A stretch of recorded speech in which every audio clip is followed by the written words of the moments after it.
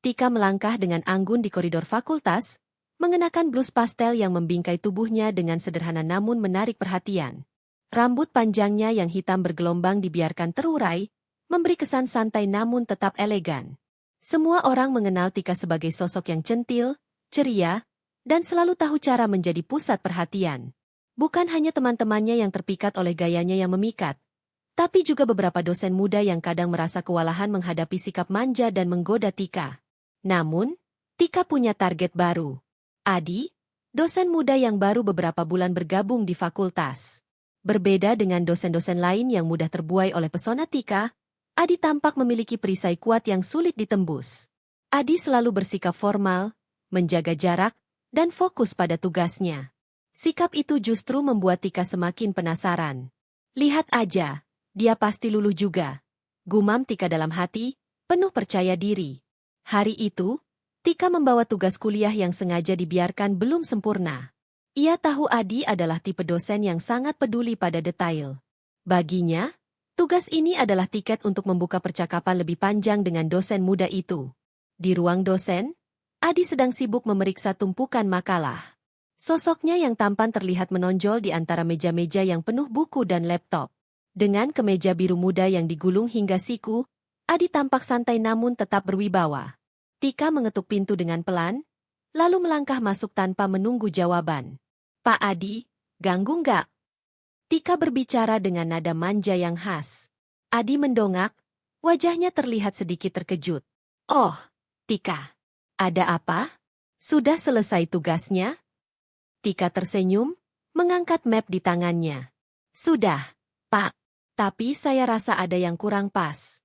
Jadi saya mau minta revisi, kalau Bapak sempat. Adi mengangguk singkat dan menunjuk kursi di depan mejanya. Silakan duduk. Mari kita lihat.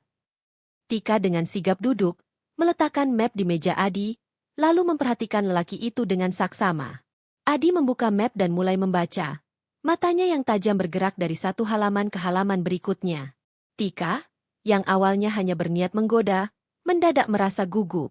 Ada sesuatu dalam cara Adi memeriksa tugasnya yang membuat Tika merasa dihargai sebagai mahasiswa, bukan hanya sebagai sosok yang sering dianggap centil.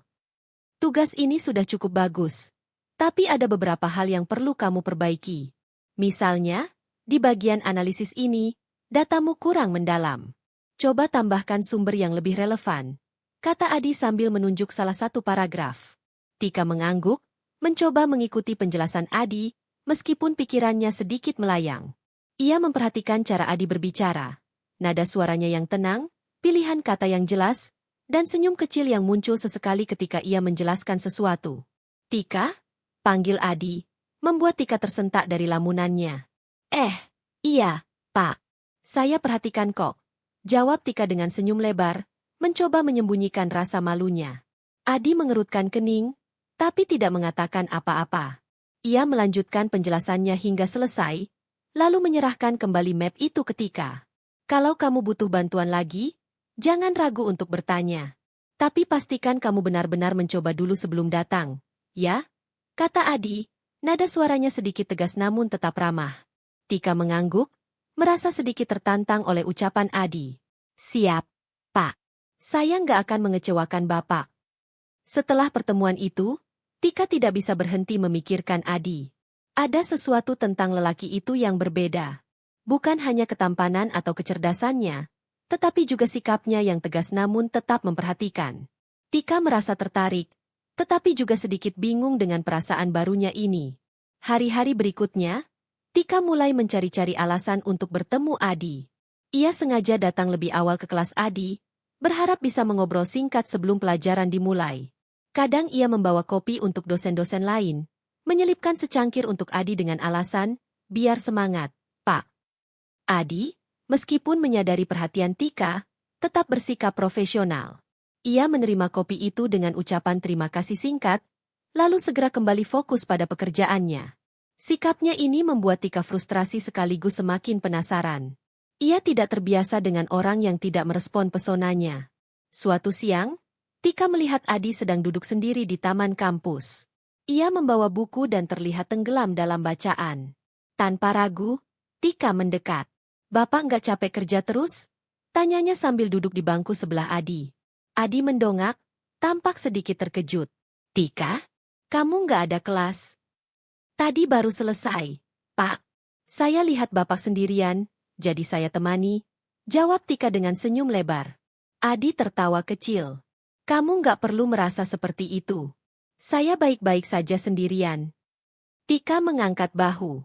Tapi kan, kalau ada teman ngobrol, lebih seru. Percakapan itu mengalir dengan mudah. Tika, yang biasanya hanya berbicara tentang hal-hal ringan, mulai berbagi cerita tentang kehidupannya di luar kampus. Ia bercerita tentang keluarganya, mimpinya, dan kenakalannya selama kuliah. Adi mendengarkan dengan serius, sesekali menanggapi dengan pertanyaan atau komentar yang membuat Tika merasa dihargai. Namun, di tengah percakapan, Tika merasa tatapan Adi berubah. Tidak lagi sekadar formal, tetapi ada kehangatan yang sebelumnya tidak ia lihat. Tika tidak yakin apakah itu perasaan nyata atau hanya imajinasinya. Yang jelas, momen itu terasa berbeda. Ketika Tika akhirnya berpamitan, Adi hanya mengangguk. Namun, saat ia melangkah pergi, Adi memanggilnya. Tika. Tika berbalik, menatap Adi dengan rasa ingin tahu. Iya, Pak. Terima kasih sudah menemani. Hati-hati di jalan. Tika tersenyum lebar. Hatinya berdebar. Ia merasa telah mendekati sesuatu yang selama ini terasa jauh. Hujan deras mengguyur kampus sore itu, menciptakan suasana lengang di koridor. Hanya suara rintik hujan yang memecah keheningan, sesekali diselingi gemuruh guntur yang jauh. Tika berdiri di depan pintu ruang dosen, memegang 2 cangkir kopi hangat dari kantin. Blusnya yang putih agak basah terkena percikan hujan, tetapi ia tidak peduli. Fokusnya hanya pada satu orang di dalam ruangan itu. Adi duduk di mejanya, mengetik di laptop sambil sesekali memeriksa tumpukan kertas di sampingnya. Ia tampak serius, dengan alis yang sedikit berkerut. Cahaya lampu kuning di ruangan itu membuat wajahnya terlihat lebih lembut, meski ekspresinya tetap penuh konsentrasi. Pak Adi, sapa Tika sambil mengetuk pintu. Adi mengangkat wajah, sedikit terkejut melihat Tika di sana. Tika? Kamu masih di kampus? Hujan begini? Tika melangkah masuk tanpa menunggu izin lebih lanjut, meletakkan salah satu cangkir kopi di meja Adi. Saya lihat Bapak sendirian. Saya pikir Bapak butuh teman minum kopi. Adi menghela napas ringan, lalu tersenyum tipis. Terima kasih. Tapi kamu tidak perlu repot-repot. Tika. Ah, nggak repot, Pak. Saya juga butuh tempat berteduh. Jawab Tika dengan nada santai sambil duduk di kursi di depan meja Adi. Ia mengambil cangkirnya sendiri dan menyeruput kopi itu dengan perlahan. Bapak kerja terus, ya? Apa nggak bosan? Adi mengalihkan pandangannya dari laptop ke Tika, sedikit tersenyum. Kadang bosan, tapi pekerjaan harus selesai. Kamu sendiri? Sudah selesai semua tugas? Tika mengangguk pelan. Sudah, Pak. Tapi kalau tugas-tugas sudah selesai, saya jadi bingung mau ngapain. Hujan-hujan begini, suasananya bikin melamun. Adi tertawa kecil. Nada suaranya lebih santai dibanding biasanya. Melamun soal apa? Jangan-jangan soal tugas saya lagi. Tika pura-pura memasang wajah serius. Mungkin, Pak. Soalnya Bapak itu tipe dosen yang susah ditebak. Saya jadi sering mikir, Bapak ini sebenarnya orangnya seperti apa? Adi mengernyitkan dahi, sedikit bingung dengan arah pembicaraan Tika. Seperti apa maksudnya? Tika meletakkan cangkir kopinya, lalu menopangkan dagu di tangannya. Tatapannya langsung tertuju pada Adi, tajam namun penuh rasa ingin tahu. Bapak selalu terlihat serius dan fokus. Tapi saya yakin, ada sisi lain yang lebih santai, mungkin juga lucu. Adi terdiam sejenak, lalu tersenyum sambil menggeleng. Kalau kamu sudah lama mengenal saya, kamu mungkin akan kecewa. Saya orang biasa saja. Tika, tidak ada yang menarik. Ah, Bapak merendah. Saya yakin Bapak itu lebih dari sekadar orang biasa. Balas Tika, nadanya sedikit menggoda. Percakapan mereka terus berlanjut. Awalnya ringan, tentang tugas kuliah dan kegiatan kampus. Namun, seiring berjalannya waktu, pembicaraan itu berubah menjadi diskusi yang lebih mendalam. Tika bercerita tentang cita-citanya menjadi pembicara motivasi, Sesuatu yang mengejutkan Adi. Ia tidak menyangka di balik sikap centil Tika, ada mimpi besar yang serius. Jadi kamu ingin menginspirasi orang lain? Tanya Adi, sambil menyandarkan punggungnya ke kursi. Iya, Pak. Saya suka berbicara di depan orang banyak, dan saya ingin kata-kata saya bisa mengubah hidup mereka, walau sedikit, jawab Tika dengan mata berbinar. Adi mengangguk pelan, mengapresiasi jawaban itu. Itu mimpi yang bagus, Tika. Tapi untuk mencapai itu, kamu harus bekerja keras. Orang tidak akan mendengarkan jika kamu tidak memiliki sesuatu yang benar-benar bermakna untuk disampaikan. Tika terdiam, merenungi kata-kata Adi. Ia tahu Adi benar. Kadang ia terlalu terjebak dalam kebiasaan menjadi pusat perhatian, tanpa benar-benar memikirkan dampaknya. Hening sejenak menyelimuti ruangan. Suara hujan di luar terdengar semakin deras, seperti melengkapi atmosfer yang hangat namun penuh ketegangan di antara mereka. Tika menatap Adi, memperhatikan garis wajahnya yang tegas namun lembut. Ia merasa ada sesuatu yang ingin ia katakan, tetapi ragu untuk mengungkapkannya. Ketika Adi menoleh ke arahnya, mata mereka bertemu. Untuk beberapa detik, tidak ada kata yang terucap. Suasana itu terasa berat namun intim. Tika merasa jantungnya berdebar lebih cepat. Sementara Adi tampak sedikit canggung. Tika, kamu?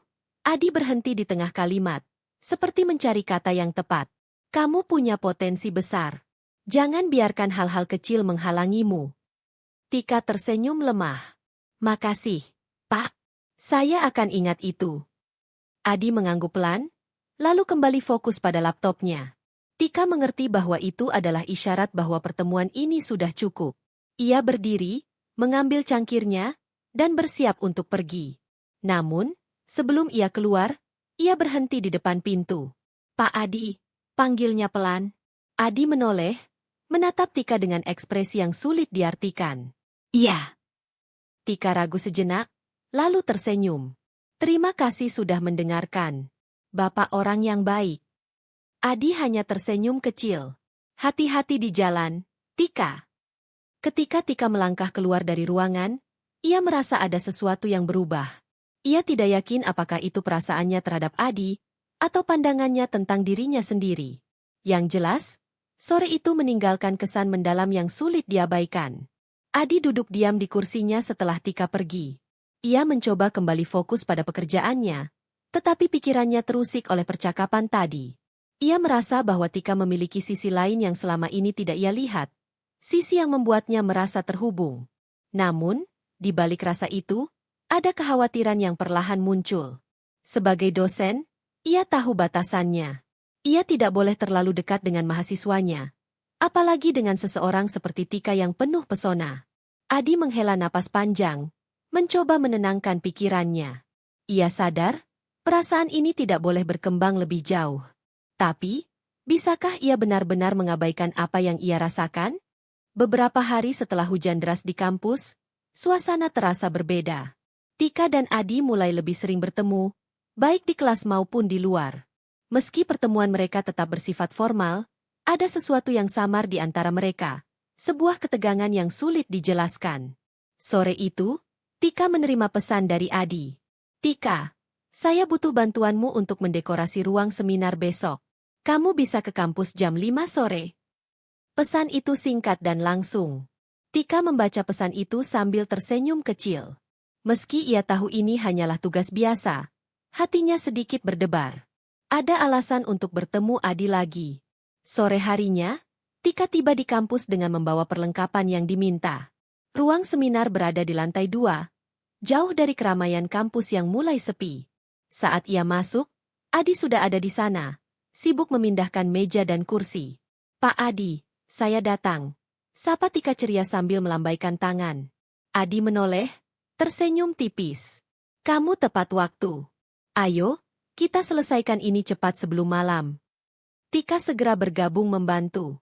Mereka berbagi tugas. Tika menggantung hiasan, sementara Adi mengatur tata letak meja. Selama bekerja, percakapan mereka mengalir santai, diiringi tawa kecil sesekali. Tika, seperti biasa, selalu berhasil mencairkan suasana dengan candaan ringan. Pak Adi, kenapa sih Bapak selalu kelihatan serius? Tanya Tika sambil menempelkan hiasan di dinding. Adi yang sedang menata meja berhenti sejenak, menatap Tika dengan ekspresi penuh tanya. Serius itu bagian dari pekerjaan saya, Tika. Kalau tidak serius, siapa yang akan mendidik kalian? Tika mendekat, membawa senyumnya yang khas.